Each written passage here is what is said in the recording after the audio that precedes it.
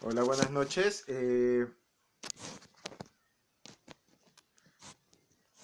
Hola, buenas noches. Vamos a comenzar con la charla que teníamos programada para el día de hoy. Bueno, una disculpa por el retraso. Hubo unos problemas de conectividad, pero bueno, vamos a comenzar. Eh, el tema que vamos a trabajar el día de hoy es el de la extraterritorialidad en psicoanálisis como problema. El problema de la extraterritorialidad en psicoanálisis, que es parte de una investigación que vengo realizando en los últimos años. La extraterritorialidad es un concepto que me encontré en determinado momento en la enseñanza de Lacan y al que le comencé a prestar cierta atención y bueno, a desarrollarlo, y es lo que les voy a traer el día de hoy. Me propongo hacer una introducción de este problema. No lo pienso resolver completamente, sino simplemente dejar planteadas algunas interrogantes y sobre todo fomentar la discusión respecto a esto que considero es un diagnóstico y una propuesta de parte del psicoanalista Jacques Lacan para lo que sería el movimiento psicoanalítico. Muy bien. Bueno, entonces vamos a comenzar haciendo una introducción en relación con este problema de la extraterritorialidad. Muy bien, la extraterritorialidad, entonces les propongo, es un diagnóstico y una propuesta de Jacques Lacan en relación con el psicoanálisis. Eh, es un diagnóstico en relación con el problema del saber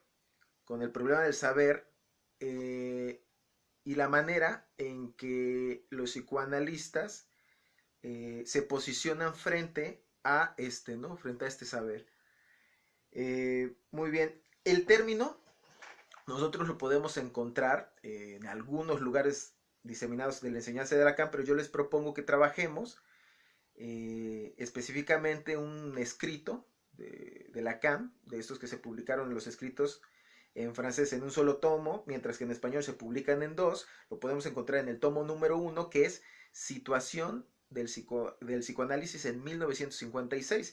Entonces tenemos que tener presente que este es un diagnóstico que Lacan elabora en el año 1956, ¿sí? Sobre la situación del psicoanálisis. Entonces muchas de las cosas que vamos a decir aquí se aplican precisamente a esa fecha, y me parece que parte de nuestro trabajo, y es lo que yo intento hacer, es ver de qué manera y en qué sentido se puede aplicar este diagnóstico, si es que se aplica, y si es que se aplica, de qué manera podemos pensarlo en este año 2019, ¿verdad? Entonces, bueno, el término extraterritorialidad ustedes lo pueden encontrar en este texto, en este escrito de 1956, que es Situación del psicoanálisis y formación de los psicoanalistas.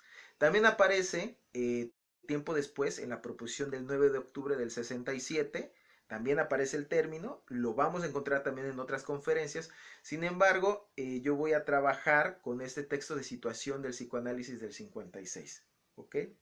Entonces, bueno, para comenzar a introducirnos en el problema, les propongo que nos acerquemos al significado, ¿sí? De lo que es el término extraterritorialidad, para que después podamos ver en qué sentido Lacan lo utiliza para el psicoanálisis como un diagnóstico y una propuesta. Si nosotros nos vamos a un diccionario, ¿sí? Por ejemplo, al diccionario de la RAE, de la Real Academia, y buscamos la entrada extraterritorialidad, bueno, nos aparece por un lado extraterritorial y por el otro extraterritorialidad, ¿sí? Eh, Cuando nos acercamos al primer término, extraterritorial, nos aparece la siguiente definición, y le cito: dícese de lo que está o se considera fuera del territorio de la propia jurisdicción. Entonces, es aquello que está o que se considera fuera del territorio o y de la propia jurisdicción. Por el otro lado tenemos el término extraterritorialidad, y aquí nos ofrece una definición un poco más amplia, que se las voy a leer también, y sería algo así como derecho o privilegio fundado en una ficción jurídica que considera el domicilio de los agentes diplomáticos, los buques de guerra, etcétera, como si estuviera en el territorio donde se encuentran. Hola, ¿qué tal? Me parece que se fue un segundo, ya volvimos. Les estaba hablando del término de la segunda definición, que la considera una ficción jurídica, ¿verdad? En relación con el domicilio de los agentes diplomáticos, es decir, embajadas, consulados, buques de guerra, como si estuvieran fuera del territorio donde se encuentran. Entonces, bueno, vamos a hacer un pequeño resumen de estas definiciones. Quiero agregar algo, ¿no? Esta definición del RAE, ¿sí? Nosotros también la podemos encontrar en el Gran Robert, que es el diccionario en lengua francesa, que consultaba, por ejemplo, Lacan entre varios. Es un diccionario muy común en ese país, ¿no? Así como para nosotros lo es la RAE. Entonces, encontramos definiciones prácticamente idénticas, así que podremos tener la seguridad que cuando Lacan utiliza el término se refiere prácticamente a lo mismo que nosotros, ¿no? Bueno, es un paréntesis. Bueno, podemos hacer un resumen entonces de lo que es extraterritorial y extraterritorialidad, y les propongo que lo pensemos como estar fuera de donde se está, ¿sí? Extraterritorial es una, como les decía, es una ficción jurídica que nos indica que estamos fuera de donde realmente estamos, ¿no? Eh, Lacan pone una serie de ejemplos en relación con lo que sería la extraterritorialidad, lo cual nos ayuda bastante precisamente para posicionar cuál es la extraterritorialidad en psicoanálisis.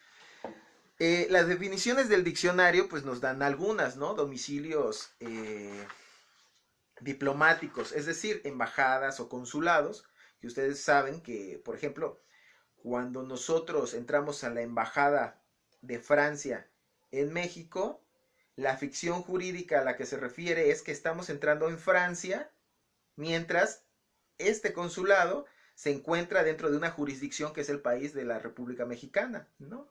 Lo mismo sucede con el consulado o la embajada mexicana en otro país como Estados Unidos. Bueno, la ficción jurídica nos diría que estamos entrando en México en el sentido de entrar a esa embajada, ¿no? Aunque su jurisdicción sea el país que lo alberga. En eso consiste la ficción jurídica que nos dice el diccionario. Pero Lacan da otros ejemplos mucho más sugestivos, como para pensar a lo que se refiere cuando está diagnosticando la posición de extraterritorialidad del psicoanálisis, y yo preciso en el año 1956. Me parece que cuando terminamos esta charla podríamos reactualizar, ¿verdad? ¿Cuál es cuál es la situación o cuál podría ser la situación del psicoanálisis en el año 2019, si esta extraterritorialidad sigue aplicando y en qué sentido, ¿verdad? Pero recordemos, es el año 56.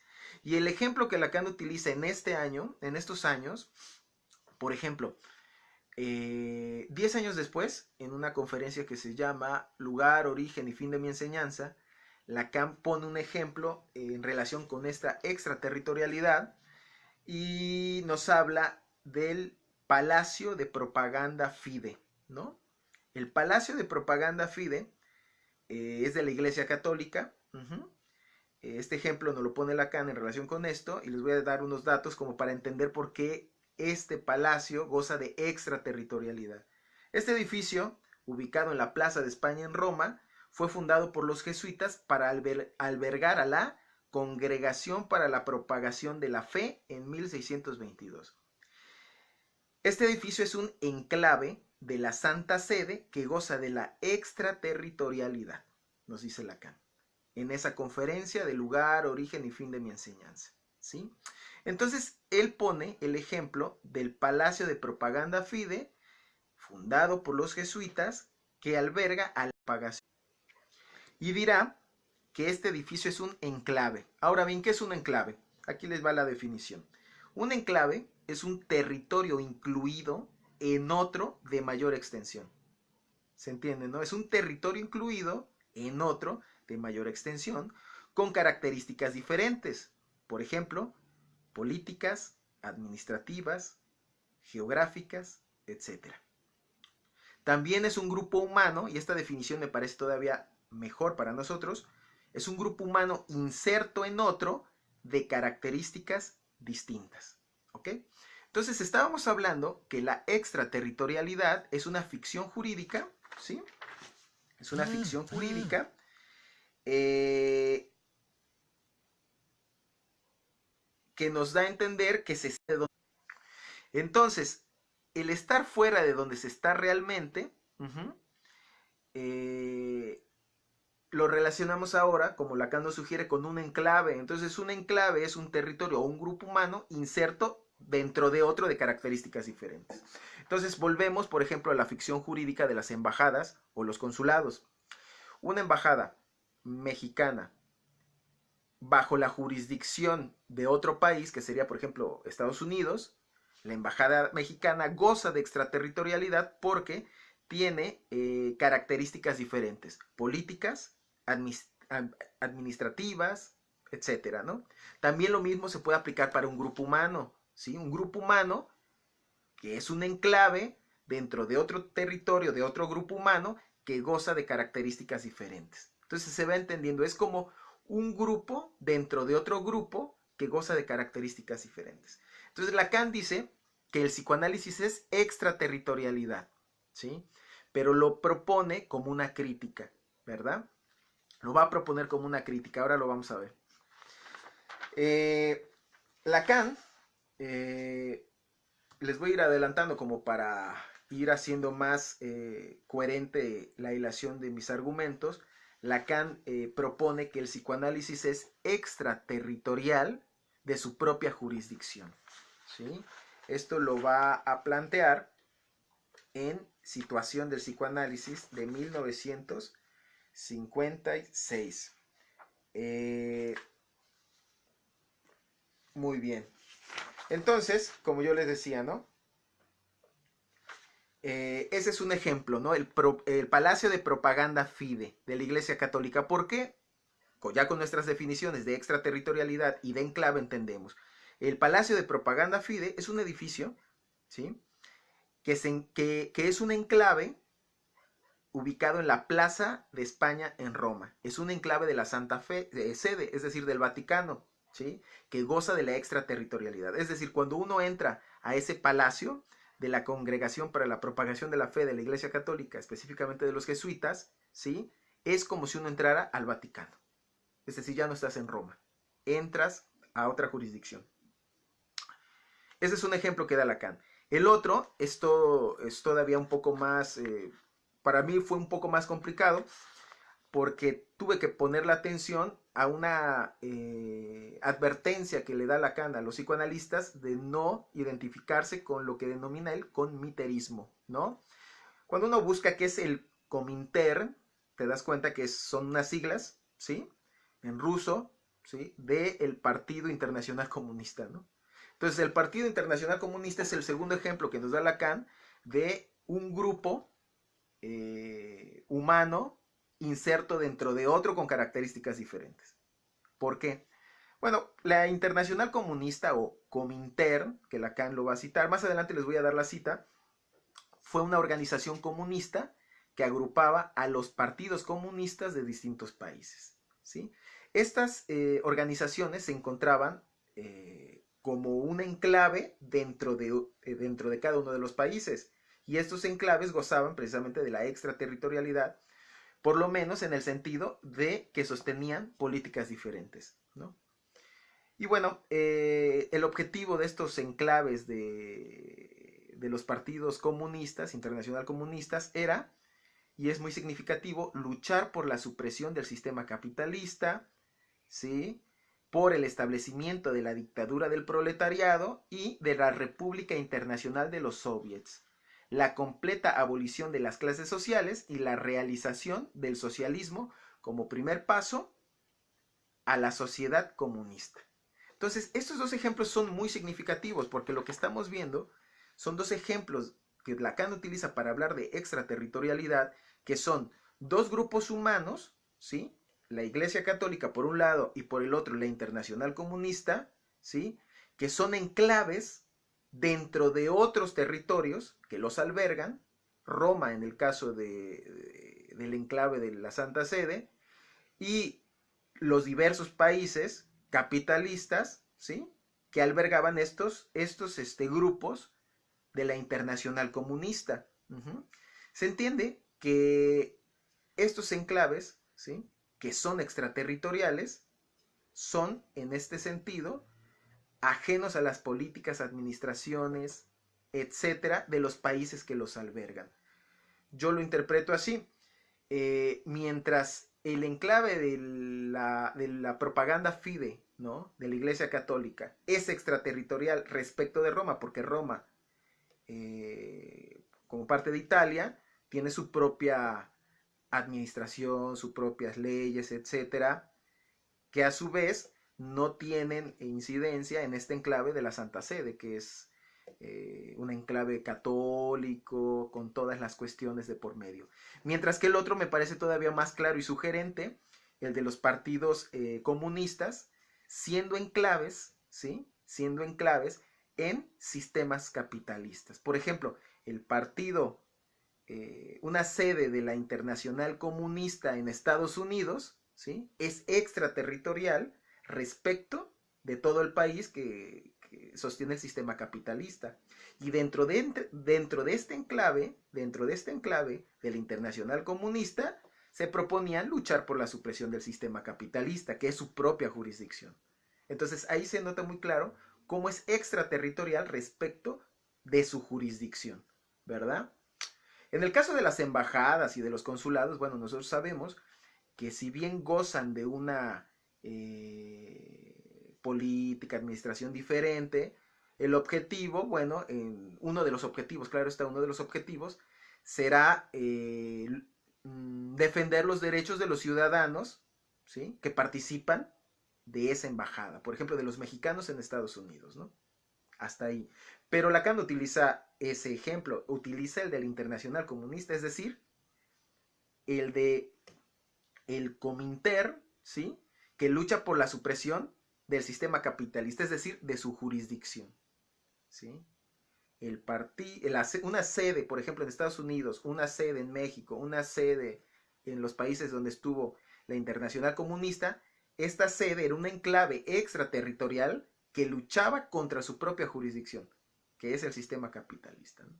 Entonces es muy significativo que Lacan utilice este ejemplo y también utilice el de la Santa Sede, porque en el de la Santa Sede la crítica que vamos a encontrar en Lacan es que pues precisamente es una congregación para la evangelización de los pueblos, ¿no? Entonces, ya teniendo estos dos referentes, paso a la cita de Lacan en relación con la extraterritorialidad, que es la primera que vamos a trabajar hoy. Entonces, ¿qué tipo de extraterritorialidad es la del psicoanálisis? Que es la que critica Lacan. Y le cito, dice Lacan, en primer lugar, la curiosa posición de extraterritorialidad científica con que empezamos nuestras observaciones y el tono de magisterio con que los analistas la sostienen apenas tienen que responder al interés que su disciplina suscita en los dominios circunvecinos. Y cierro la cita. Esto lo encuentran en Situación del psicoanálisis en 1956. Ok, entonces yo voy a remarcar dos cosas. Uno, la curiosa posición de extraterritorialidad científica. A Lacan le parece curiosa la posición de extraterritorialidad. Pero ¿qué tipo de extraterritorialidad sostienen los psicoanalistas? Para Lacan es científica. Entonces, como primer escalón de nuestro trabajo, podemos plantear que el psicoanálisis, para Lacan, el psicoanálisis, ojo, de 1956, una vez más, repito, hagamos posteriormente nuestro propio diagnóstico de cómo se encuentra en la actualidad el psicoanálisis y también habrá que ver en cada país, en cada sociedad, en cada situación. Recordemos que en el 56 la única sociedad psicoanalítica que había era la IPA. Entonces ese es el objeto de las críticas de Lacan. Entonces para Lacan esa IPA del 56 sostenía una curiosa posición de extraterritorialidad científica. Entonces si el psicoanálisis sostiene esa posición de extraterritorialidad científica, podemos plantear entonces que el psicoanálisis se posiciona como un enclave, como un enclave, ¿sí? Es decir, como un grupo humano inserto dentro de otro de características diferentes. Entonces, el psicoanálisis en la crítica de Lacan es un enclave respecto de su propia jurisdicción. Es un enclave extraterritorial que sostiene la extraterritorialidad respecto de su propia jurisdicción, que es, en esta cita por lo menos, la ciencia. ¿Sí? Para Lacan es muy importante sostener que el sujeto del psicoanálisis no es sino el sujeto de la ciencia. Esto lo va a sostener en La ciencia y la verdad, por ejemplo, que es el último escrito que cierra su tomo de los escritos, y a mí me parece muy significativo. Por ejemplo, la tesis de un psicoanalista llamado Fruto Salvador, que tiene un libro magnífico llamado Los escritos de Lacan, variantes textuales, que es un libro que se esfuerza de conseguir, por ejemplo, las primeras ediciones de los escritos de Lacan, pero por separado, es decir, cuando Lacan los publica en revistas, y después los coteja con los escritos publicados en el libro llamado Escritos y nota diferencias. Entonces empieza a hacer todo un cálculo de el avance teórico de Lacan en relación con estos años que han transcurrido de la publicación en revistas a la publicación del libro, ¿no? Entonces, bueno, él dice que este texto de La ciencia y la verdad es muy importante porque Lacan lo elige para cerrar esta compilación que son sus escritos. Entonces, en este último escrito que es La ciencia y la verdad, Lacan propone que aunque pudiera parecer paradójico, por más paradójico que suene, el sujeto del psicoanálisis es el sujeto de la ciencia. Porque Lacan considera que lo que dio inicio con la ciencia, ¿sí? Lo que dio inicio con la ciencia fue lo que posibilitó la aparición del sujeto con el que se las ve el psicoanalista en su práctica, ¿no? Lacan lo desarrolla de manera muy amplia en este escrito La ciencia de la verdad, al cual los remito para mayor información sobre esto que estoy diciendo, pero nos sirve para partir sobre esta relación que Lacan establece con la ciencia y el psicoanálisis.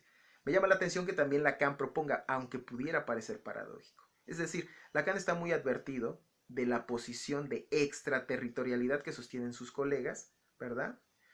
Es decir, el psicoanálisis como un enclave extraterritorial de su propia jurisdicción, la ciencia. Lacan cree que la jurisdicción del psicoanálisis es la ciencia, mientras que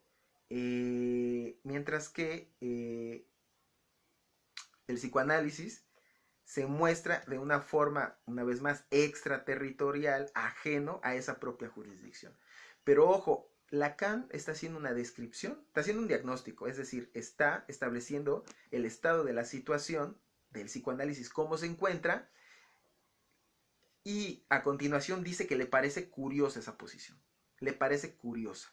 Pero escuchemos un poco más la cita. En primer lugar, la curiosa posición de extraterritorialidad científica con que empezamos nuestras observaciones. Es decir, cuando el psicoanalista en el psicoanálisis comienza a hacer observaciones, las hace con una posición extraterritorial, es decir, ajena a su jurisdicción científica. Y agrega, y el tono de magisterio con que los analistas la sostienen apenas tienen que responder al interés que su disciplina suscita. Les decía, dos palabras claves, el tono de magisterio y dos, los dominios circunvecinos. Lacan dice que es curiosa la posición de extraterritorialidad científica con la que empezamos nuestras observaciones. Y en segundo lugar, que esas observaciones las hacemos con un tono de magisterio. ¿Sí? Pero este tono de magisterio, un paréntesis, me doy cuenta que se va cortando la transmisión, ¿sí? Así que, bueno, cada vez que se corta yo también corto y reinicio después de que vuelve la transmisión. Pero bueno, vuelvo. El tono de magisterio con que los analistas sostienen estas observaciones, pero ¿cuándo sostienen este tono de magisterio? Dice Lacan, apenas tienen que responder al interés que su disciplina suscita en los dominios circunvecinos. La lectura que yo tengo de este párrafo es la siguiente. Los analistas, cuando hacen observaciones ¿sí? Lo hacen en una posición extraterritorial, es decir, ajena a la jurisdicción del psicoanálisis, que es la ciencia. Y dos, lo hacen en un tono de magisterio. ¿Cuándo lo hacen con un tono de magisterio? Cuando los dominios circunvecinos, entendamos lo que Lacan denominó en otro momento sus ilustres vecindades, en relación con el psicoanálisis. Por ejemplo, en 1900, bueno, cuando Lacan sale de la Sociedad Psicoanalítica de París, funda junto con otros colegas la Sociedad Francesa de Psicoanálisis, ¿no? Entonces, en ese momento, Lacan, junto con sus colegas, convocan a una serie de dominios circunvecinos, llamémoslo así, como lo cita él aquí, para para convocarlos a conferencias excepcionales, le llamaban conferencias excepcionales. Antropólogos, filósofos, etnólogos, biólogos, etólogos. Nosotros podemos encontrar esto, por ejemplo, en ¿cómo se llama? En este texto de Jacques Alain Miller, que él compila sobre escisión, excomunión, disolución, me parece que se llama, que es una serie de textos institucionales donde se guardan archivos, etcétera, ¿no? Digámoslo así. Bueno, ahí en esos documentos de la época, lo que podemos ver es que Jacques Lacan denomina ilustres vecindades, ¿sí?, a todas estas disciplinas que por un momento él quiso convocar para fortalecer lo que él denominaba su designio, ¿no?, que es la formación de analistas que estén a la altura, ¿sí?, que estén a la altura de la función que él denomina sujeto, ¿no? Entonces, en ese momento, Lacan, junto con sus colegas, convocan a todas estas ilustres vecindades, así las denominaba, y que aquí las denomina los dominios circunvecinos, ¿no? Entonces, bueno, es muy importante esta cita para mí, porque me parece que está haciendo una crítica muy fuerte al tono de magisterio, ¿sí?, al tono de magisterio con que los analistas sostienen, ¿sí?, o que sostienen cuando tienen que responder al interés que su disciplina suscita a los dominios circunvecinos. En otras palabras, lo voy a explicar un poco más claro, ¿no? El tono de magisterio, como si el psicoanálisis tuviera un saber superador por encima de la ciencia, a la hora que los dominios circunvecinos le hacen una pregunta, ¿sí?, a los psicoanalistas, cuando les genera cierta curiosidad algo en relación con nuestra práctica, ¿no? En ese sentido es curiosa esta posición de extraterritorialidad para Lacan. Sin embargo, bueno, avanzo, ¿no?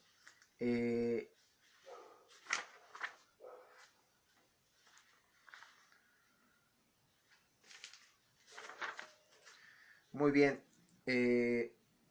Como yo les decía, la observación que hace Lacan es en relación con la IPA, ¿sí?, Psicoanálisis de 1956. Y bueno, y para eso les traigo otra cita, ¿no? Cito: la pregunta que Freud planteó de saber si los analistas en su conjunto satisfacen el estándar de normalidad que exigen de sus pacientes proporciona, por ser regularmente citada a este propósito, ocasiona a los analistas demostrar su bravura. Es decir, cuando se les pregunta por la normalidad que debería tener un analista para dirigir tratamientos, ¿no? Aquí Lacan sarcásticamente dice: los analistas muestran su bravura. Sigo: se asombra uno de que los autores de esas cantaletas no vean ellos mismos la astucia. Dos puntos: la anécdota aquí, como en otras partes, disimula la estructura. ¿Qué anécdota? ¿No? Bueno, lo que viene contando. ¿Cuál es la estructura? Para Lacan hay una estructura disimulada, y prosigo. Los caracteres de esta estructura más aparentes son aquellos mismos que la hacen invisible. Y no solo para aquellos que están sumergidos en ella. Dos puntos: tal el iniciatismo que marca su acceso y que, por ser en nuestro tiempo bastante único, como dicen, más bien se exhibe. Lacan aquí está criticando los procedimientos que a él le parecen iniciáticos, propios de ritos de iniciación, ¿sí? Que la IPA de su año 1956 sostiene y ante los cuales él está totalmente en desacuerdo, ¿no? Específicamente Lacan en el texto habla del psicoanálisis didáctico, así tal cual como se practicaba en ese entonces, y bueno, actualmente se practica todavía así, por lo menos en los medios de la IPA. Y bueno, este psicoanálisis didáctico, aquí Lacan lo identifica con un rito de iniciación. Le llama así, tal el iniciatismo que marca su acceso. ¿Su acceso a qué? Bueno, pues a esta estructura, ¿sí? Invisible, dice Lacan. Y bueno, critica el psicoanálisis didáctico en esta cita. Y prosigue la cita.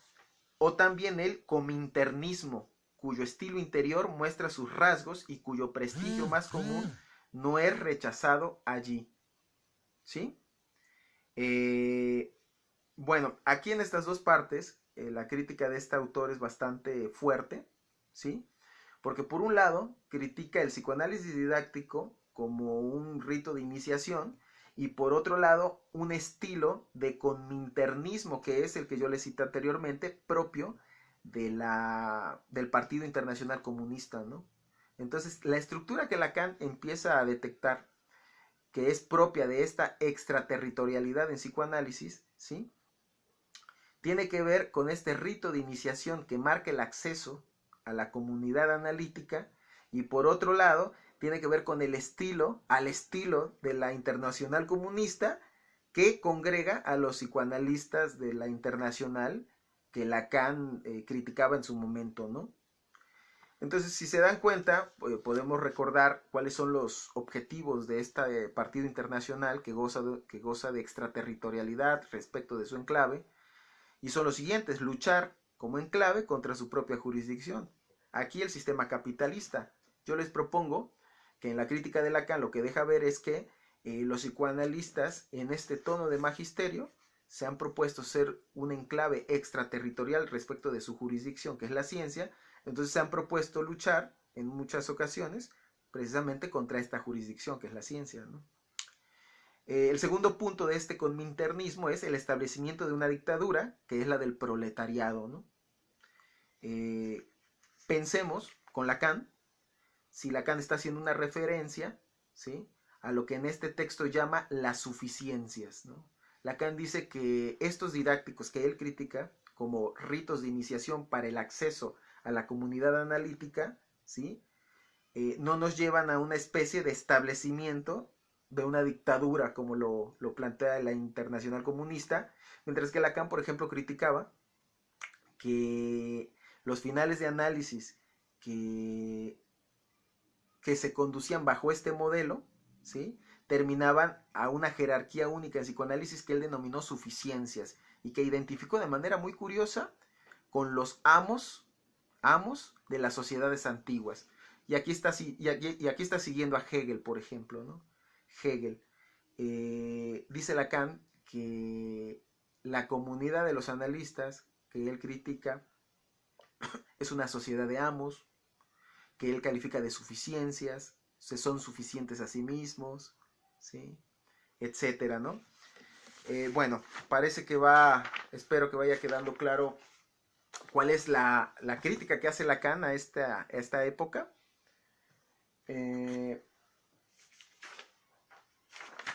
Muy bien. Y agrega Lacan la segunda cita que yo les comentaba en relación con la extraterritorialidad, y es la siguiente, miren. Y agrega Lacan con su diagnóstico lo siguiente: y el volante más o menos pesado de temporal, volante así como el del auto, ¿no?, el volante más o menos pesado, porque es pesado, de temporal, cuyo gobierno soporta, es un hecho de realidad que no tiene en sí por qué buscar remedio. Es decir, esto que está criticando Lacan, el rito de iniciación, es decir, hay que analizarse, el didáctico, así como se establece en la IPA, hay que analizarse obligatoriamente. Yo no sé, las personas que me están escuchando, si tengan conocimiento en relación a cómo se llaman las cosas en la IPA, no sé si haya alguien ahí de la IPA también, pero bueno, hay una serie de normas, ¿no? Y hay una serie de análisis mínimo que se debe cumplir por semana para que sea considerado como un análisis didáctico, como un análisis formativo. Hasta donde yo tengo entendido, por lo menos deben ser 3 o 4 veces por semana, tiempo reloj de 45 minutos aproximadamente, no menos de 5 años, es decir, hay reglas bastante fijas, ¿no? Que Lacan califica de formalismo, es decir, un obedecer, ¿sí?, a ciertas formas sin tenerlas cuestionadas. Es un formalismo, dice Lacan eso. Acá lo tacha de iniciatismo por toda la característica de rito iniciático para entrar a una congregación o a un grupo, ¿no? Lacan dice que ese rito iniciático no tendría ningún problema. Me parece que es un sarcasmo, desde luego. Ese rito iniciático no tendría ningún problema, tampoco el cominternismo, es decir, que una vez entrando te parezcas al Partido Internacional Comunista, que busca luchar contra su propia jurisdicción, que sería la ciencia, que buscaría el establecimiento de la dictadura, diría yo, de los psicoanalistas, que buscaría instaurar una república internacional, pensemos, una asociación mundial o una internacional de psicoanálisis. O sea, dice Lacan, ese no es el problema. Y no se tendría, y no tiene en sí por qué buscar remedio esto, ¿no? Dice Lacan, y aquí me parece lo fundamental, y del que solo la extraterritorialidad espiritual a la que da cuerpo merece una sanción, ¿sí? Aquí es donde me parece que queda muy claro que para Lacan la extraterritorialidad que califica en esta segunda cita de espiritual merece una sanción. Aquí es donde yo calculo que Lacan no está de acuerdo con el sostenimiento de la extraterritorialidad en psicoanálisis, ¿sí?, respecto de su jurisdicción, que es la ciencia. Me parece que aquí es donde Lacan propone que merece una sanción.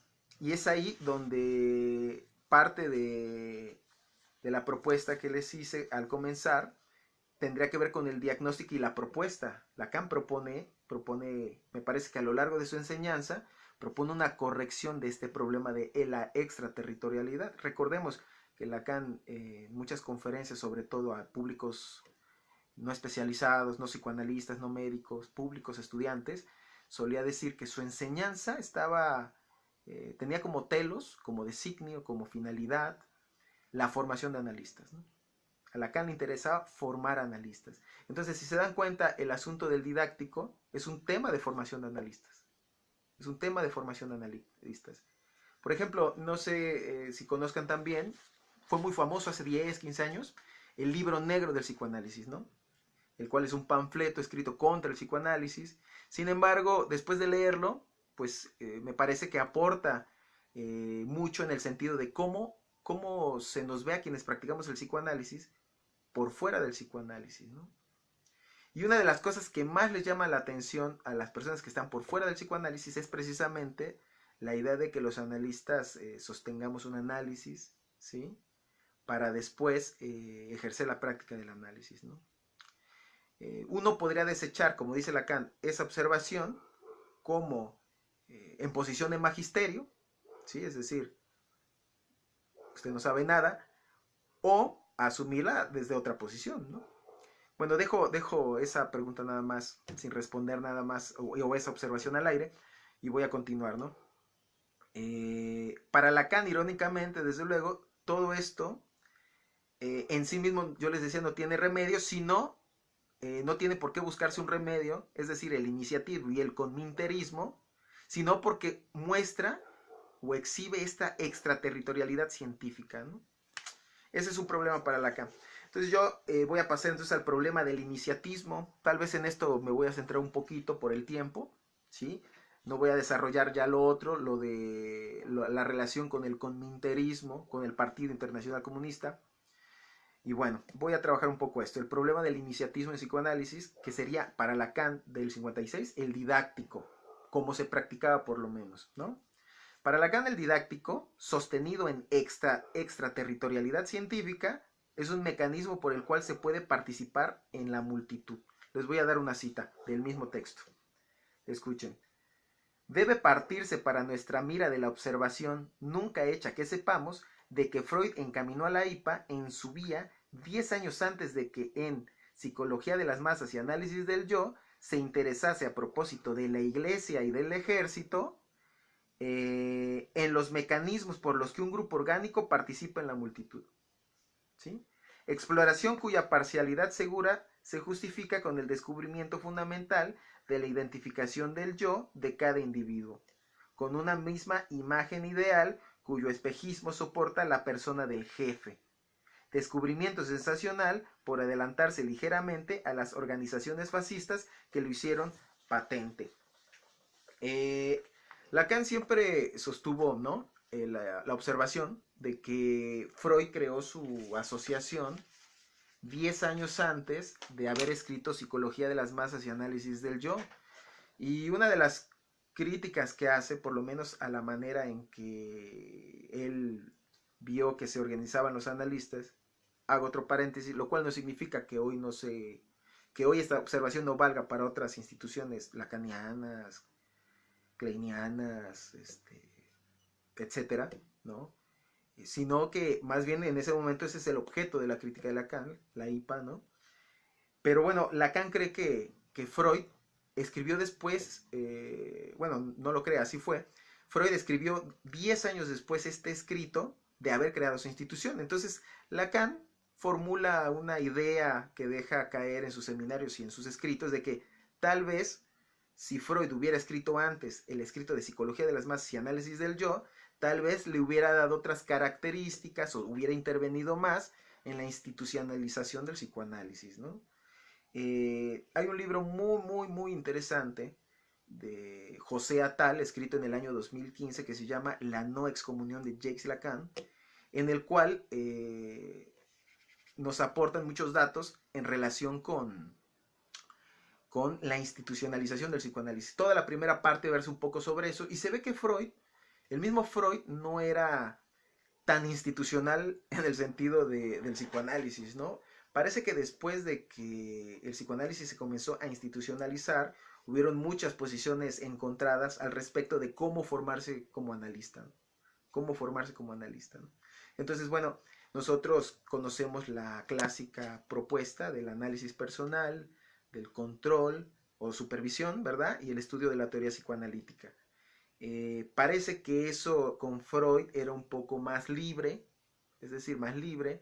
El autor José Attal, que es el autor de este magnífico libro, nos muestra algunas cartas, unos intercambios del mismo Freud, en donde Freud no era tan meticuloso, tan formalista, por ejemplo, a la hora de autorizar a algunos de sus discípulos a la práctica del psicoanálisis, ¿no?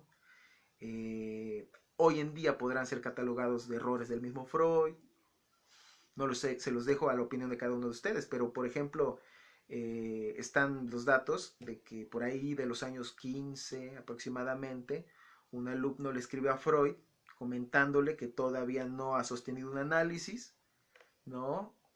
¿Y qué le recomienda a Freud? Si meterse al Instituto de Formación de Berlín, someterse a un análisis con gente de allá, y en ese momento por lo menos Freud lo anima a que inicie su práctica y que sobre la marcha vaya viendo qué cosa hacer. Supongo controlar, analizarse. Dice Freud, seguro van a surgir problemas, pero sobre la marcha los iremos resolviendo. Esto contrasta mucho, esta actitud del mismo Sigmund Freud contrasta mucho con lo que después se institucionalizó en el mundo psicoanalítico como cierto formalismo, que es el que critica Lacan, ¿no? Cierto formalismo de, por ejemplo, contabilizar las horas de análisis, ¿sí? Por ejemplo, en muchas instituciones los programas de estudio te hacen una propuesta de las horas que deberías de cumplir, ¿no?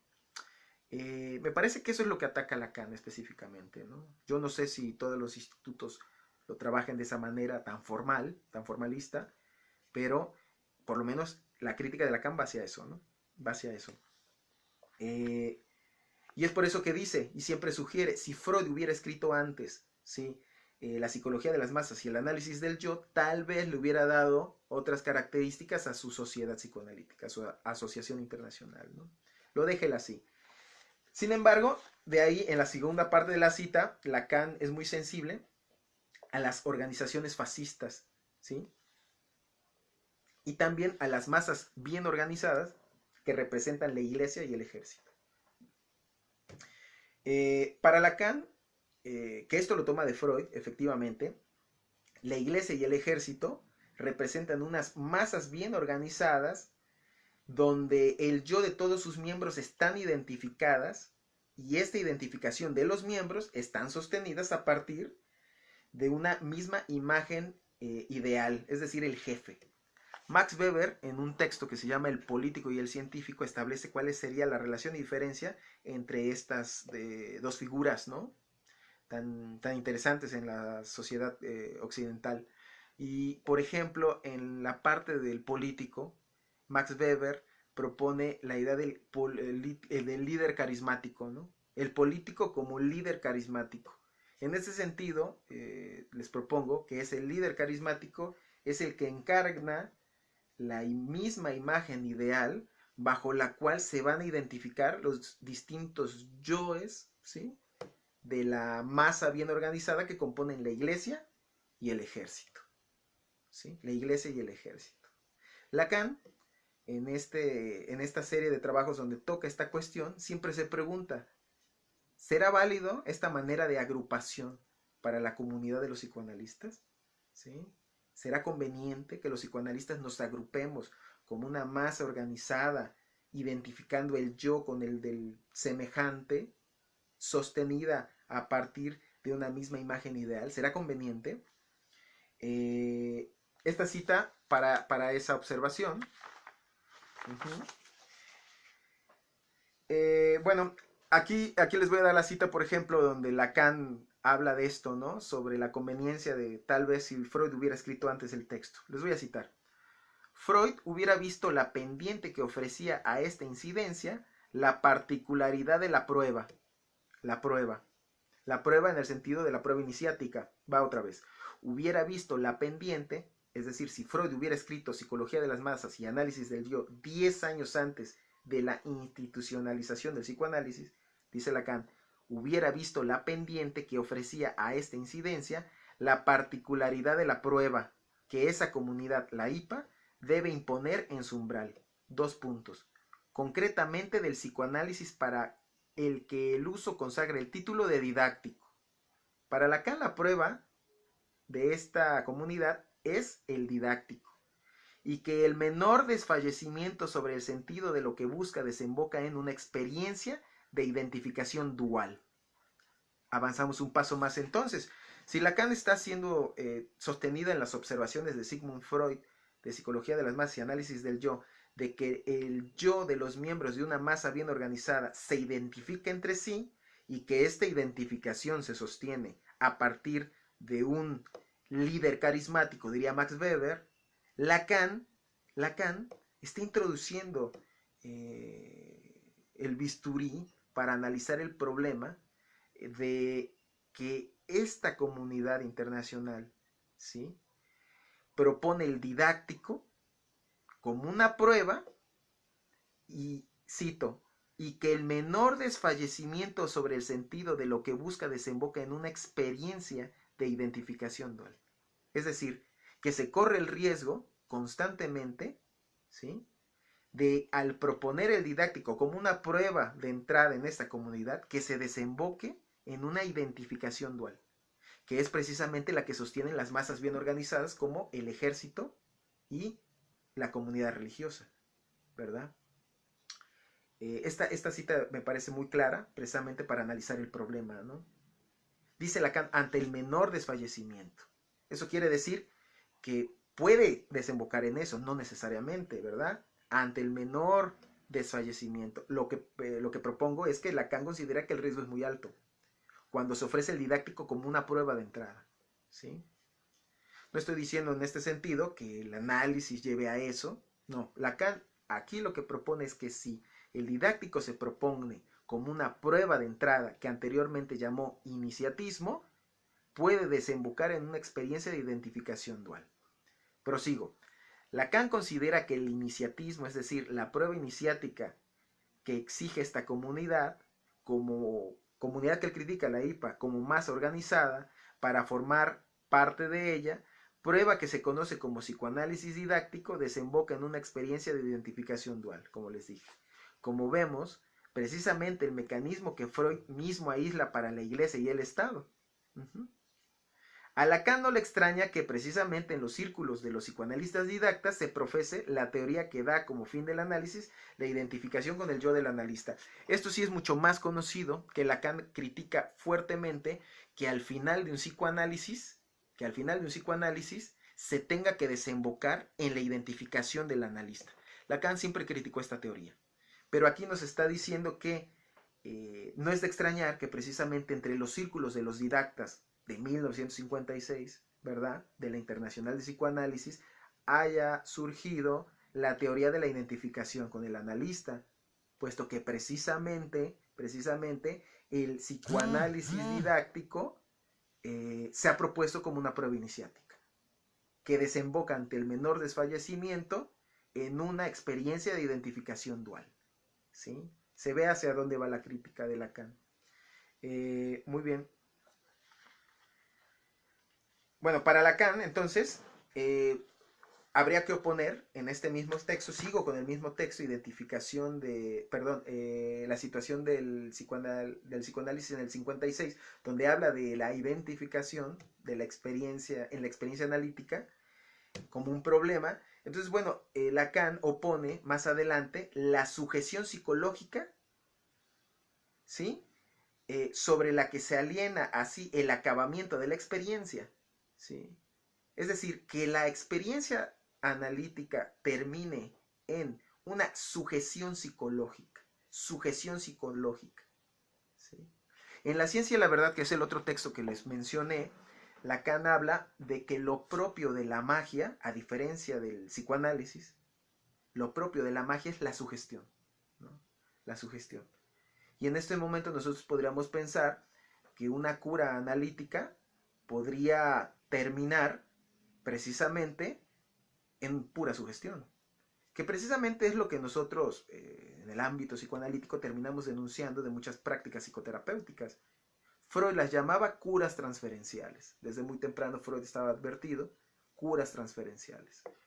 Lacan la identifica estas curas con la magia, donde el significante hace que la cosa obedezca, ¿no? Cito La ciencia y la verdad en este sentido. La magia como aquella práctica donde el significante hace que la cosa obedezca, ¿sí? Entonces, si el análisis es dirigido bajo esta experiencia dual, lo único que lograremos es la sujeción psicológica, es decir, la sugestión. Lacan le opone, por otro lado, que en lugar de la identificación con el analista, un análisis lo que debería producir es la verdad de dicha experiencia, ¿sí? Lacan, sobre todo en estos primeros años de su enseñanza, está totalmente atravesado por la enseñanza de Alexandre Kojev, su único maestro en filosofía, como lo va a decir en muchos lugares. Lacan propone dos maestros, tres tal vez. Uno es Alexandre Kojev en filosofía, Hegel, Michel de Clairvaux en psiquiatría, y en muchas ocasiones cita a Etienne Gilson, un tomista muy famoso que también fue maestro de Lacan. Alexandre Kojev fue quien le aportó a Lacan su teoría del deseo, como el deseo del hombre es el deseo del otro, es propio de Alexandre Kojev. Eso lo podemos encontrar en la introducción a la lectura de Hegel. Es la lectura antropológica que Alexandre Kojev hace de la fenomenología del espíritu. El deseo es el deseo del otro. El deseo del hombre es el deseo del otro, ¿sí? Y también su teoría de la verdad como una realización, ¿no? Entonces, en esta época, Lacan plantea precisamente que lo opuesto a la sujeción psicológica no es más que el reconocimiento del deseo. Lacan plantea que el reconocimiento del deseo, de la verdad del deseo y el deseo de la verdad, digámoslo en esos términos, sería nada más, no hay nada más opuesto que a la sujeción psicológica. Los efectos inconscientes, dice Lacan. Eso es el objetivo de un análisis, la extrañeza de los efectos inconscientes y la restitución que se opera en ella para el sujeto del significante que motiva esos efectos. Eso sería la finalidad de un análisis, ¿verdad? Y no la sujeción psicológica, que desembocaría un psicoanálisis cuando es sostenido como un rito iniciático, ¿verdad? Como una prueba de acceso a un grupo, a una masa bien organizada, con las características de la iglesia y del ejército, ¿sí? Es una crítica, me parece que es muy puntual para Lacan. No está criticando el análisis, no está criticando que la gente se analice para ser analista, o que no se analice. Lacan está criticando algo muy puntual, y es que el análisis didáctico sea una prueba iniciática como entrada a una masa bien organizada, porque puede devenir en una experiencia de identificación dual, es decir, el yo del paciente con el yo del analista. El gran problema, que también termina argumentando Lacan, es que cuando se le sugiere al paciente esta identificación con el yo fuerte del analista, es decir, una de las críticas más fuertes que va a hacer Lacan es que en los tratamientos, ¿sí? Se ha llegado a caer en la dirección que orienta hacia una especie de realismo ingenuo. Es decir, el paciente, el analista sabría que es la verdad, ¿sí? El analista sabría que es la verdad y por lo tanto tendría que decírsela al paciente. El problema que surge de eso es que el analista, como poseedor de una verdad que él cree que sería objetiva, que él creería que las cosas son de una o de otra manera, terminaría aportándole su propio yo, ¿sí? Puesto que si el analista se vuelve juez de la verdad, juez de la realidad, juez de lo que es y de lo que no es, por lógica tendría que aportarle su yo como una especie de yo sano, yo neutral, yo, ¿cómo decirlo? Un yo que está sano, ¿sí? Se lo propondría precisamente al yo enfermo del paciente, pues para que se identifique y de esa manera tenga también acceso a la realidad, a la verdad, a la salud, ¿no? Entonces, bueno, he ahí la crítica terrible que hace Lacan precisamente para quienes creen que son los que sostienen la verdad, ¿no? Me parece una cuestión fundamental, ¿no? Me parece que es una cuestión fundamental tenerla presente. Lacan, cuando trabaja el tema de la verdad, tiene una serie de maestros que a mí me parecen excepcionales. Como yo les decía, el primero, que él siempre lo propuso como tal, fue Alexandre Kojev. Y para Kojev, la verdad no es adequatio rei et intellectus, no es adecuación del pensamiento a la cosa o a la realidad, sino que la verdad es un desarrollo dialéctico, ¿no? Y en ese sentido, cito a Hegel, que el mismo Lacan lo citaba, lo real es racional y lo racional es real, ¿no? No es adecuación a la realidad. El analista no tendría un yo más puro, más objetivo, que pudiera dirigir a los pacientes hacia esa objetividad. Si el analista sostiene esa posición teórica, me parece que ahí es donde aplica la crítica de Lacan. Lo que está haciendo es sugestionando a los pacientes sobre dicha realidad. Está creando una identificación dual, ¿verdad? En donde finalmente el analizante termina sosteniendo las mismas posiciones del analista, ¿no? Y en ese sentido tenemos al hipnotizador y al hipnotizado, ¿no? La esencia de la sugestión, la esencia de la psicología de las masas, ¿verdad? Que tanto criticará Freud y después Lacan, ¿no? En ese sentido, ¿no? Me parece fundamental entonces tener bien presente esta crítica para seguir más adelante entonces, ¿no? Fíjense, sin embargo, es la sujeción psicológica, esto lo digo yo, la que ha triunfado en el ámbito de la IPA que critica Lacan en el 56. Se ha escogido la vía dual, cuyo destino es la identificación, ¿verdad? Lacan opina, y esta cita de Lacan en la página 468 de mi versión de los escritos, y cito, el solo hecho de que las metas de la formación se afirmen en postulados psicológicos introduce en el agrupamiento una forma de autoridad sin par en toda la ciencia. Otra vez la ciencia. Y he aquí la posición en relación con la extraterritorialidad. El solo hecho de que las metas de la formación se afirmen, las metas de la formación de los jóvenes analistas, de los que quieren ser psicoanalistas, el solo hecho de que las metas de la formación se afirmen en postulados psicológicos, introducen el agrupamiento, ¿se entiende?, de los psicoanalistas, una forma de autoridad sin par en toda la ciencia. ¿Se acuerdan de la posición de magisterio? La posición de magisterio para Lacan no es más que el producto de las metas de formación, ¿sí?, de estos psicoanálisis didácticos como ritos de iniciación para entrar a las masas bien organizadas de la comunidad analítica que Lacan critica, ¿sí? Continúo la cita. 2 puntos. Forma que solo el término suficiencia permite calificar, ¿sí? Solo el término suficiencia permite calificar, ¿no? Entonces, fíjense, Lacan, aquí más adelante, entonces termina diciendo cuál sería el tono de magisterio que caracteriza a los psicoanalistas después de esta experiencia dual. ¿Y cuál es? Él la denomina suficiencia. La suficiencia es en relación a la suficiencia que muestra el analista en relación con las ilustres vecindades, ¿no? El analista para Lacan, después de esta experiencia dual, se vuelve suficiente. Es decir, no necesita opinión de nadie, ¿no? Creo que en nuestro medio analítico suele darse en ocasiones esta posición, la posición de magisterio, afirmada por los años de clínica, los años de análisis que sostuvo alguien. No es poco común escuchar, por mi experiencia te digo esto, ¿no? Es decir, el garante de 30 años de práctica, es decir, suficiencia, dice Lacan. Recordemos que las primeras reformas que intentó introducir Lacan en la comunidad analítica era un atentado franco y directo contra la experiencia de los viejos, ¿no? De hecho, la escuela freudiana de París se caracterizó por ser una escuela de jóvenes, ¿no? Donde la posición de magisterio quedaba muy soslayada en relación precisamente con el saber, ¿no? Entonces, esto, para los que me escuchan, no nada más se da en el psicoanálisis, digo, se da en todas las masas bien organizadas, precisamente ahí la comparación que establece Lacan.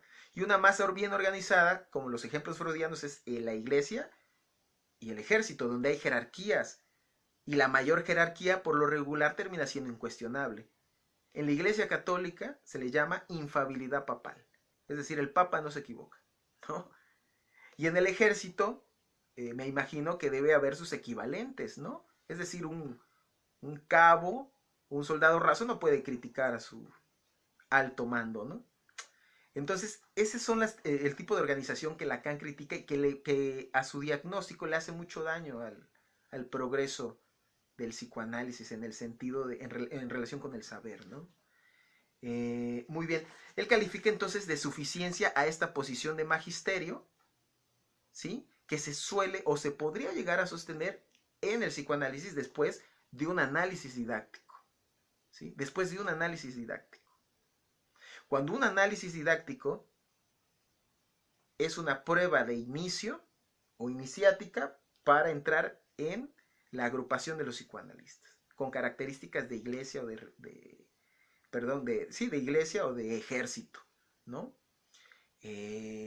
Esas son las características que va a atacar nuestro autor, que desemboquen en esta actitud de suficiencia. Pero ¿a qué se refiere con suficiencia? Vamos a avanzar un poquito más, les propongo, ya casi estamos terminando. Solo la dialéctica hegeliana de la infatuación da cuenta del fenómeno en rigor. Es decir, Lacan con Hegel denomina infatuados a todos aquellos que después de realizar ese proceso iniciático y llegan a esa posición de magisterio en relación con el saber, los denomina infatuados, siguiendo en esto a Hegel. ¿Qué es la infatuación? La infatuación es una posición irracional, ¿no? Nosotros podemos incluso buscarlo en un diccionario. La infatuación es sostener una posición irracional, ¿no?, que es muy característica de una de las figuras de la locura que Hegel tiene en la fenomenología del espíritu, que es la del alma bella. Y Lacan identifica el alma bella en su momento con Dora, el famoso caso de Freud.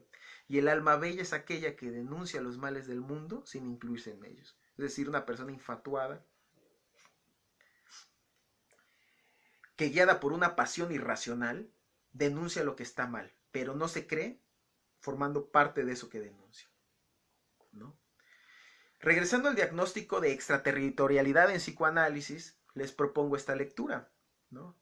Lacan critica la extraterritorialidad en psicoanálisis por sostener precisamente una extraterritorialidad respecto de la ciencia.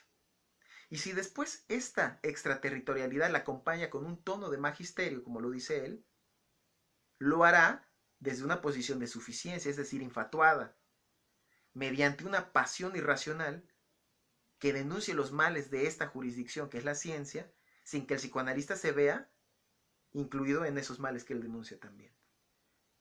Para Lacan esa posición es insostenible para el psicoanalista. Lo dice en La ciencia y la verdad.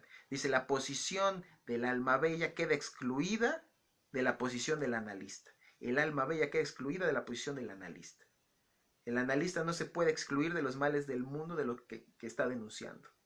Incluso en un análisis, un analista, sí, que interviene analizando la resistencia de sus pacientes sin incluirse en esa resistencia, para Lacan es un alma bella.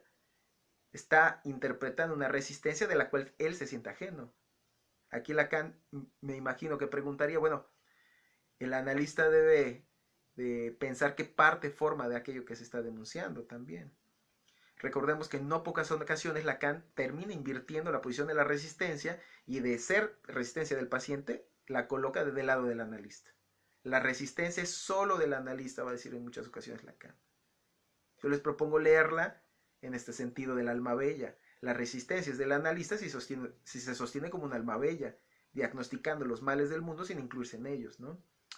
Entonces, les vuelvo a leer la cita con la que dimos inicio. Y bueno, en primer lugar, la curiosa posición de extraterritorialidad científica con que empezamos nuestras observaciones y el tono de magisterio con que los analistas la sostienen. Me parece que ya este punto es mucho más claro a lo que Lacan se está refiriendo, ¿no?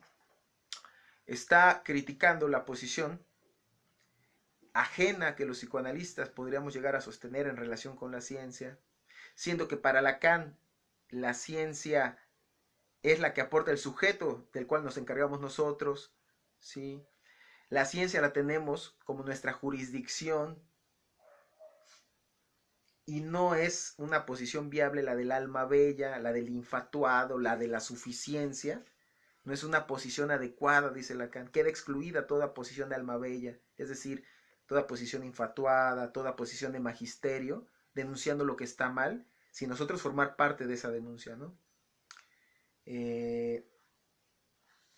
Lacan considera que la infatuación del analista, junto con sus efectos, produce una ignorancia crasa, y les estoy citando, una ignorancia crasa, no docta ignorancia como Nicolás de Cusa, que muchas veces Lacan la tomó como posición ideal del analista, la docta ignorancia, también la incertidumbre en el sentido de Heisenberg, pero no se refiere a eso, dice una ignorancia crasa, aquella cuyo espesor no ha sido nunca rozado por el arado de una crítica de sus fuentes.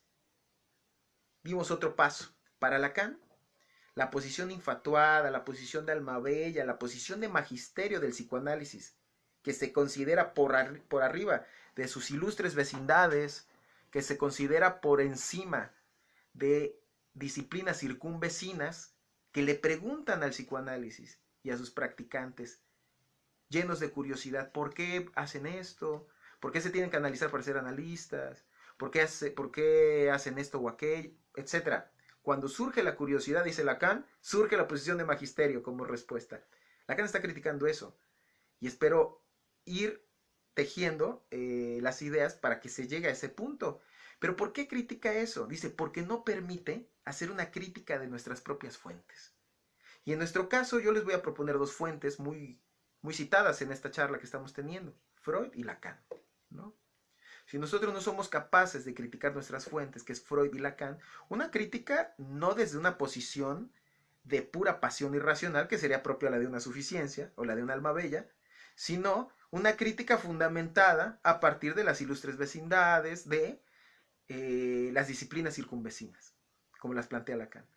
En esta conferencia del 67, que es lugar, origen y fin de mi enseñanza, Lacan propone que se ha dado por hecho la existencia del inconsciente. Se da por hecho, se da tan por hecho que no ha sido sujeta, que no ha sido un tema sujeto a crítica y a elaboración teórica. Y cito, siendo un problema altamente filosófico. Altamente filosófico. Lacan está invitando a que abordemos este problema altamente filosófico de manera argumentativa, racional, ¿sí? Y dice, porque no es tan evidente o no es tan fácil hacer los inconscientes. No es tan fácil aceptar eso, ¿no?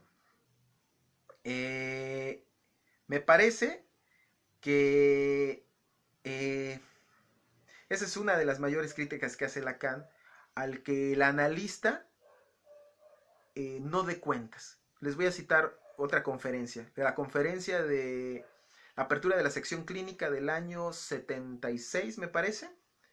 En esta conferencia, ya unos 5 años antes de la muerte de Lacan, Lacan dice que el psicoanalista tiene que dar cuenta de lo que hace en el análisis, tiene que dar cuenta, ¿sí? Y al dar cuenta, evidentemente, es la invitación a abrir un argumento, una explicación, ¿no? Y me parece que muchas veces, cuando se goza o se quiere gozar de la extraterritorialidad científica, ¿sí? Cuando una disciplina circunvecina nuestro hacer, cuando nos preguntan por nuestro hacer, nos terminamos resguardando en la pequeña embajada, en el pequeño consulado, en el enclave extraterritorial respecto de la ciencia, ¿sí? Y en esto, no sé si ustedes tengan esta imagen como yo, en las películas o en las series de ficción, se muestra cómo están persiguiendo a un tipo de un país ajeno por un crimen o por lo que sea, y se termina siempre resguardando en su embajada, ¿no? Me parece que si guardamos esta imagen podremos tener muy claro que si el psicoanálisis sostiene una posición extraterritorial de respecto de la ciencia, cuando se nos pregunta o se nos cuestiona respecto de nuestro hacer, bien podríamos hacer lo mismo que ese tipo, que huye a su embajada para no dar cuenta, ¿sí?, a las ilustres vecindades o a las disciplinas circunvecinas, ¿verdad? Ese sería el problema que me parece que diagnostica Lacan y por lo cual en esta cita que les traje califica de ignorancia crasa a lo que nos ha llevado la extraterritorialidad científica. El no poder dar cuenta de lo que hacemos a aquellos que no son analistas. Lacan, en esa misma conferencia del 67, la llama el mutis del analista. Lacan era muy dado a hacer chistes sobre la práctica de nosotros, y en uno de estos chistes, Lacan dice lo siguiente, ¿no? El mutis del analista dice, cuando un analista habla con otro analista y los dos ya se analizaron, no tienen nada que decirse porque uno supone al otro que el otro lo entiende. Entonces nada más asienta en la cabeza. Pero cuando un analista conoce a otro que no se ha analizado, tampoco le responde, porque dice, si no te has analizado no me vas a entender, entonces tampoco te digo nada. Y Lacan termina con eso es un mutis del analista. Finalmente el analista no dice nada. Entonces Lacan se la pasaba muriéndose de la risa con ese tipo de ejemplos, ¿no? Está en Origen, Lugar y Fin de mi enseñanza, del 66 o 67, me parece. Está compilado en un librito que se llama Mi enseñanza, precisamente. Lacan nos invita entonces a la crítica de las fuentes, a la no extraterritorialidad científica, ¿verdad? Al que podamos discutir o dialogar o dar una respuesta a nuestras ilustres vecindades, a elaborar el inconsciente como un problema altamente filosófico y no nada más algo experiencial, ¿verdad? Me parece que a eso apunta su crítica de la extraterritorialidad científica, ¿sí? Mientras que el tono de magisterio, si se sigue sosteniendo, nunca permitirá una crítica de los fundamentos o de las fuentes. Es decir, que en un grupo de trabajo en relación con Freud o con cualquier autor, ¿verdad? Yo pongo a Freud por ser el creador del psicoanálisis, pero que no se pueda hacer una crítica de las fuentes es una de las cuestiones que nos llevaría más al oscurantismo que también Lacan diagnosticó en el psicoanálisis, ¿sí? Voy a terminar casi prácticamente con 2 citas y son las siguientes.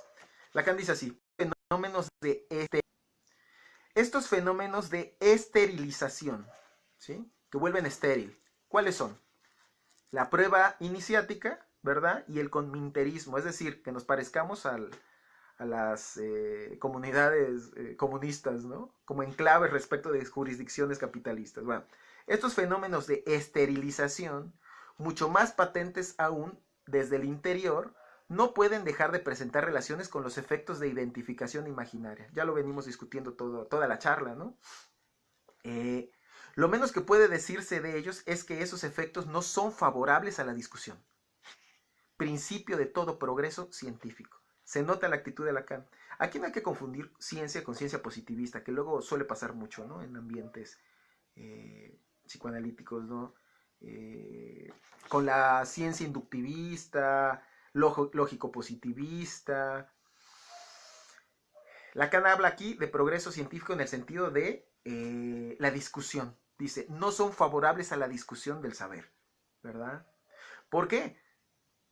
Porque en los ambientes donde la comunidad se ha creado a partir de la identificación de un yo a otro yo sostenido en la imagen de un líder carismático, la discusión no es favorable ahí. No se puede criticar al líder carismático. So pena de ganarse la agresión de los miembros de toda la congregación, ¿no? Que nosotros sabemos muy bien que es algo que pasa mucho precisamente en el ejército y en la iglesia, ¿no? No se puede criticar al líder carismático. Para Lacan la discusión es el principio de todo progreso científico, así la extraterritorialidad científica y el tono de magisterio, así como la literatura autorreferencial psicoanalítica. Han notado a veces que, desde luego supongo que hay muchas excepciones, en la literatura psicoanalítica se cita psicoanalistas, ¿no? Tal vez no sostener la extraterritorialidad científica sea sostener otro tipo de saberes, pero sin tono de magisterio. Es decir, que esos saberes nos enseñan algo. Por ejemplo, Freud proponía la Universitas Literarum, pero Lacan, por otro lado, proponía ciencias relacionadas con el lenguaje. Por ejemplo, la lingüística, la matemática, la lógica y lo que él denominó la antifilosofía, que es una filosofía que no sostiene una ontología del ser, de la identidad, de la presencia, sino más en el sentido como lo que Alain Badiou propone, una ontología subtractiva, ¿no? Pero solamente si la sostenemos en interterritorialidad, ¿no? Es decir, no en extraterritorialidad, no en posición de magisterio, sino en una relación, yo les propondría horizontal con otros saberes.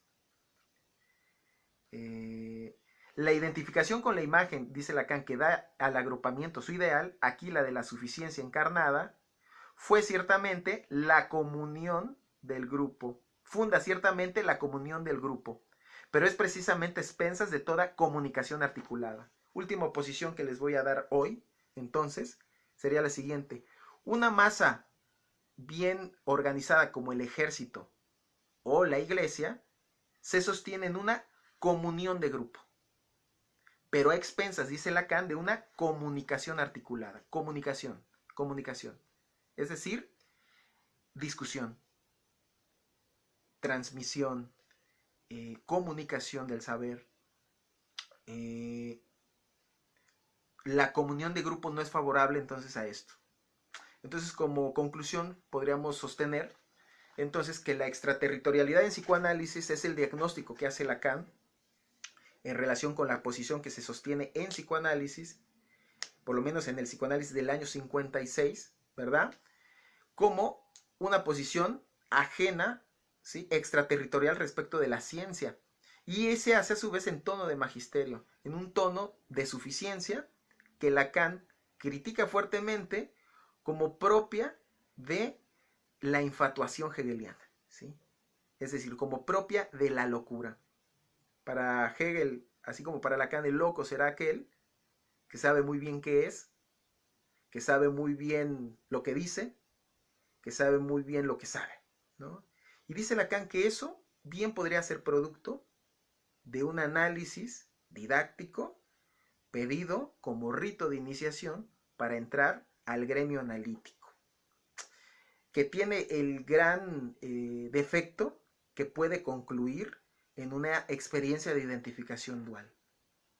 Podría ser que lo que yo creo que soy, que lo que yo creo que sé, que lo que yo creo que encontré, no sea más que la identificación de mi yo con el yo de mi analista.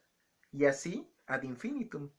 Esa es la crítica que hace Lacan, que me parece que es bastante interesante para que nosotros entonces replanteemos cuál podría ser el lugar de la experiencia analítica. Por descontado, yo les propongo que no sería la de rito inicial. Y aquí los dejo con una pregunta. ¿Qué tan conveniente entonces sería esto para el psicoanálisis? ¿Qué tan conveniente entonces sería exigir, en términos de puro formalismo, exigir obligatoriamente que la gente se analice para ser analista y no dejarlo como una decisión personal? Voy a terminar con una idea de Mustafa Safwan, del muy buen texto para pensar el problema, que se llama Jacques Lacan y el problema de la formación de los analistas. Y Mustafa Safwan termina concluyendo que lo que era una elección se volvió una obligación. Y les propongo que cuando se vuelve una obligación, está totalmente atravesado ya la demanda institucional, a la cual, lejos de lograrse un análisis en el sentido que propone Lacan, que es el desarrollo de una verdad en términos dialécticos o la verdad del deseo, no sería más que una sujeción psicológica, una identificación al yo del analista que se sostiene a partir de esta institución, que sería una pura demanda, ¿no?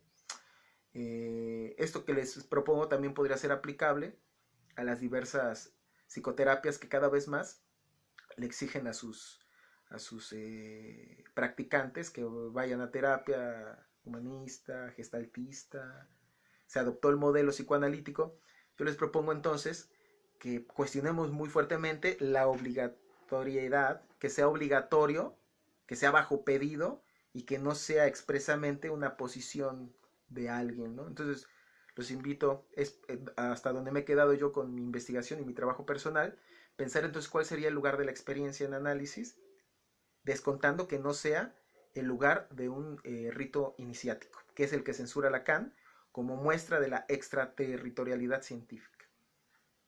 Concluyamos por acá. Les agradezco los comentarios que fui viendo, claro, les agradezco a las diversas personas que nos siguieron, que comentaron al respecto, que les agradó la posición que sostenemos, que nos acompañaron. Les agradezco a ustedes por permitirme este espacio. Y cualquier duda o pregunta, pues supongo que la pueden hacer llegar a partir del muro de Yoica, ¿no?